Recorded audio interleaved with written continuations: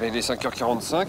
Ouais, et puis là on se rend sur l'objectif principal dans le cadre de cette affaire, tout simplement pour voir un petit peu ce que fait ce monsieur à la levée du jour. Bon bah je crois qu'on est parti. Hein. On est parti. Allez, go! Ce repérage des lieux permettra aux enquêteurs de préparer les surveillances futures, car Patrick et Philippe ne comptent plus lâcher leur homme. Ils vont l'épier pour tenter de découvrir si cet honorable père de famille n'a rien à se reprocher. Après 2 heures de route, le domicile du suspect apparaît enfin. Donc on fait un passage à l'arrache, et puis après il va falloir se positionner quelque part. Youssouf réside dans cette barre d'immeuble. Alors pour ne pas éveiller les soupçons, les enquêteurs décident de se poster un peu en retrait sur un parking qui offre une vue plus dégagée sur l'appartement ciblé.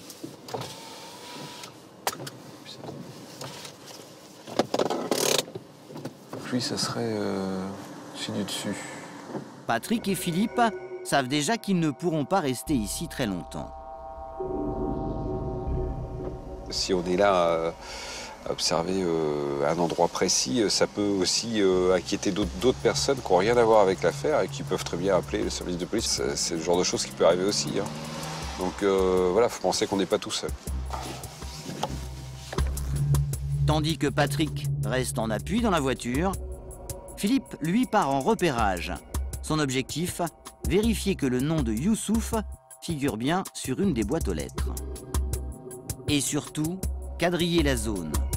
L'enquêteur va inspecter toutes les entrées et sorties de l'immeuble.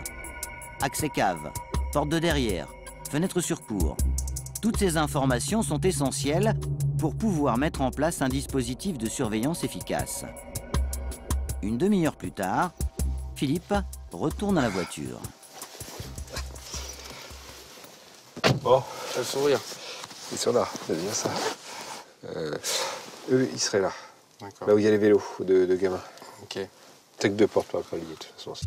Youssouf habite bien dans cet immeuble avec le reste de sa famille. Et le repérage de Philippe permet aux enquêteurs de savoir exactement où se poster pour leur prochaine surveillance. Donc c'est cette entrée-là. Et à l'arrière, c'est fait comme ça, tu vois. C'est que des garages. Alors, les enquêteurs décident de lever le camp. Direction la brigade. Car Patrick a besoin de moyens supplémentaires s'il veut découvrir l'emploi du temps de Youssouf et ses fréquentations. Alors, il va devoir convaincre son chef, le commandant de la brigade, de mettre en place un dispositif exceptionnel. Salut Philippe, on s'est salut revu Patrick. ce matin. Ah, Ça va? ce matin. Aujourd'hui, on est descendu sur l'objectif principal, bon. Mais on sera obligé de refaire une surveillance, je pense, assez rapidement. Donc c'est pour ça que je voulais te voir, concernant entre autres le sous-marin.